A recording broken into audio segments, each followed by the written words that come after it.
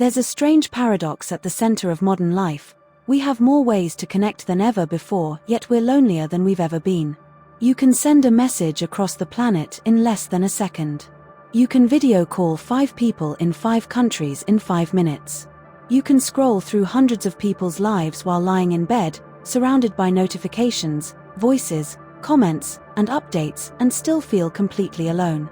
Not just physically, but existentially, emotionally, spiritually. The loneliness we're feeling today is not the result of being isolated in a cabin in the woods. It's a new kind of loneliness. One that shows up in crowds. One that lingers in busy cities and full group chats. One that doesn't come from the absence of people, but from the absence of something deeper: understanding, meaning, intimacy. It's the ache of not being truly seen. Because connection is not the same as closeness. We've confused the two. We've mistaken access for intimacy. But they are not the same. You can text someone all day and still not know how they're really doing. You can have hundreds of friends and still not feel like you matter. You can perform your life online, likes, photos, celebrations, and feel empty inside, because you know no one really knows you beneath the performance. They know your highlight reel, not your heartbeat.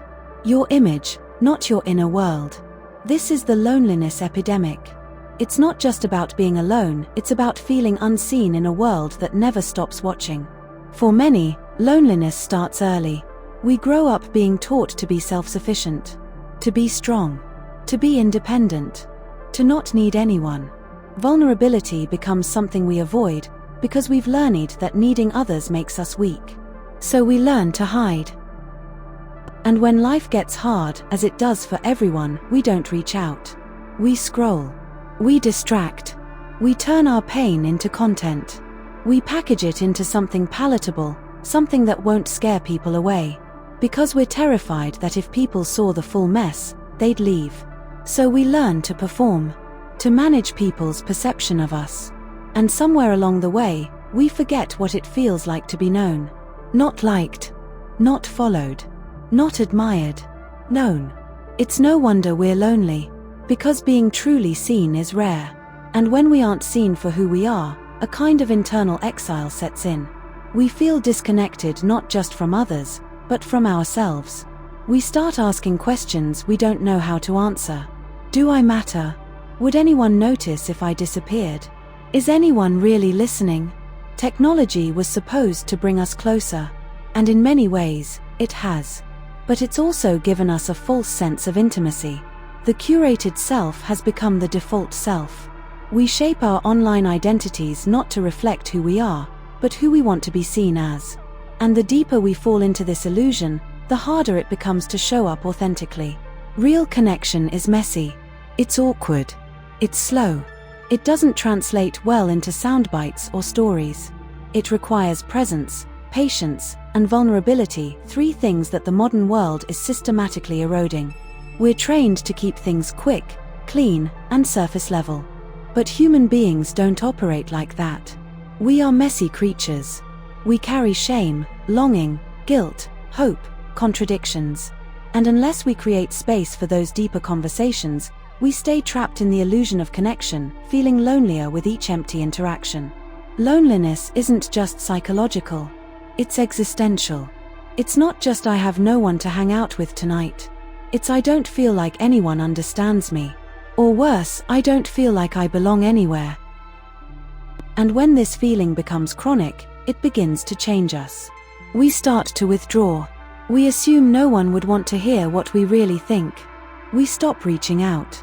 We lose our sense of mattering. Our mental health deteriorates. Our worldview shrinks. Even hope begins to feel dangerous. Because when you've been lonely long enough, you start to protect yourself from even the possibility of rejection. You pre-reject yourself. And that creates a kind of inner isolation that no amount of scrolling can fix. How we heal. So, what do we do with all this? The answer isn't to throw out our phones or abandon the internet. The solution isn't to go live in the woods, unless that's your thing. The real answer is slower, more human, more honest. We heal loneliness not by shouting louder into the void, but by risking real connection. That means reaching out even when we're afraid to. Telling the truth even when it's messy. Showing someone the unedited version of us, and trusting that if they walk away, at least we were honest. We find belonging by creating spaces where people don't have to perform. Where silence is allowed. Where pain isn't pathologized. Where slowness isn't a weakness. We rebuild connection by remembering that people don't want perfection, they want presence. Even one honest conversation can begin to unravel the knot of isolation. Even one person saying "I see you" can become a turning point in someone's life. And sometimes, that someone has to be you. You can be the one who breaks the silence. Who sends the vulnerable message. Who tells the truth first. Who creates space for others to be real.